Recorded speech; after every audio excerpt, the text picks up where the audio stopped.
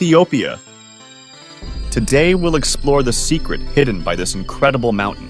If you dare to climb the rugged path barefoot, the world's most dangerous church.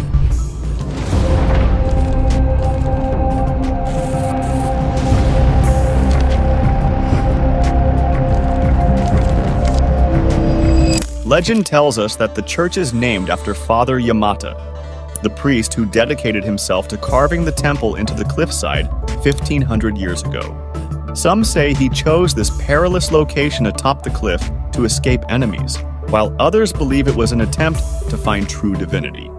In the Tigray region, in northern Ethiopia, amid its numerous reddish rocky mountains, lies the highest and most inaccessible church in the world.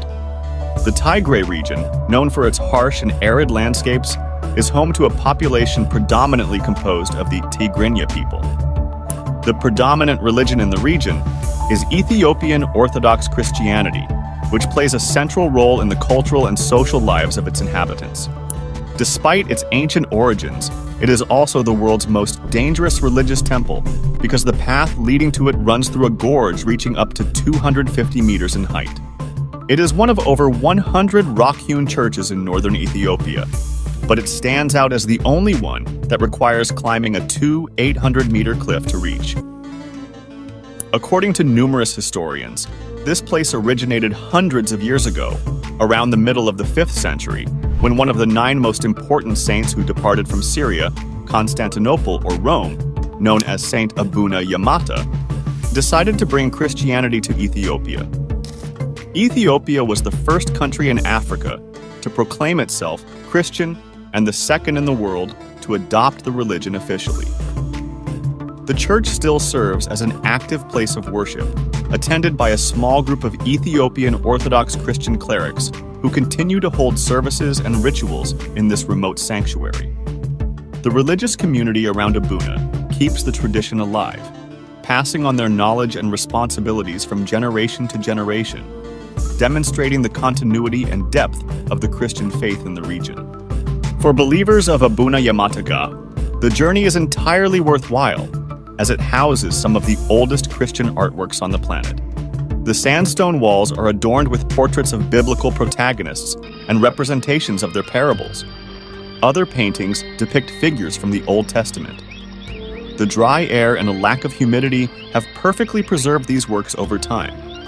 The paintings trace back to the initial traces of Christians in Ethiopia and feature themes of the 9 saints and the 12 apostles. The oldest icons found are in the form of diptychs and triptychs dating back to the 15th century. Although it may seem incredible, it is quite common to see Ethiopian parents carrying their newborn babies up to Abune Yima'eta Guh to have them baptized in this sacred place. Several agencies offer the experience of taking the incredible route and guiding you to this hidden wonder in the mountain. Prices range from $200 to $460, and although it is not a route recommended for everyone due to its rugged and difficult access, it is such a remote and unique place that people do not want to miss the opportunity to reach it. Local guides at Abune Yima'eta Guh assist with every step of the ascent, ensuring that visitors know which foothold to take and which rock to climb alongside the ropes. Despite the terrifying climb, the church remains active, with parishioners scaling the cliffs several times a week, including mothers with children on their backs, pregnant women, and the elderly, demonstrating the profound importance of faith to the people. The temple is managed by about 20 religious individuals who frequently ascend to perform liturgical acts. One of them, however, is in charge of maintenance and opening the door and must make the journey daily. He usually descends to the village before nightfall, but sometimes does so in the dark. Well, at this point, it wouldn't be bad if you follow us. You know it's free. Father Asefa assures that the routes are blessed. No one has ever died. Our patron saint saves those who fall with his wind. They are returned to the ledge from halfway up the height. Recent technical analyses have identified the materials and techniques used in its construction. The presence of soils such as hematite and goethite as main pigments was detected, along with minerals such as cinnabar or lead white. The preparatory layer consisted of red mud and straw applied over the rock. The egg-based binder indicates the use of the temperate technique. But what is truly amazing is that today it still receives faithful and pilgrims who defy the difficulty and danger of reaching it, after a steep and tiring climb up the slope. To reach the entrance of the church, a dangerous ascent up a steep rocky path is necessary, with sections where one must climb an almost vertical rock wall, having only a few small footholds for support. Visitors must also cross a natural stone bridge, with a drop of about 250 meters on each side, and then traverse a narrow wooden walkway. The rickety wooden bridge connects to a ledge with areas just 50 centimeters wide, running along the rock next to a cliff over 300 meters high, which finally leads the visitor to the entrance of Abune Yima'eta Guh and a spectacular view of the entire valley.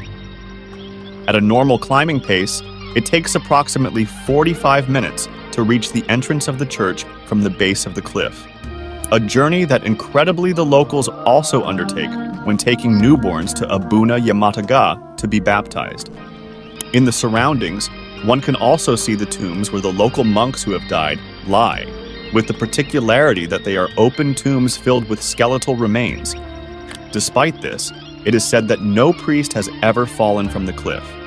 When you finally reach the top, the traveler finds a small chapel or church inside a cave whose walls are decorated with religious frescoes dating from the 15th and 16th centuries, depicting the apostles and some scenes from the Old and New Testament. Most are inspired by the 9 saints and the 12 apostles, with figures from the Old Testament predominating over those from the New Testament, and it is likely that they were also used for centuries as a means of educating the illiterate population of the time.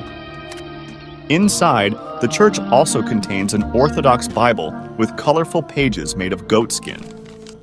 Despite its antiquity, both the paintings on the walls and on the ceiling and the domes of the church are very well preserved.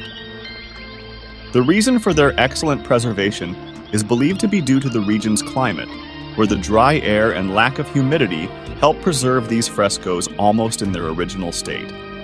If you are interested in continuing to discover, do not forget to subscribe to our channel. By doing so, you not only support our work, but you also stay up to date with our latest documentaries and reports.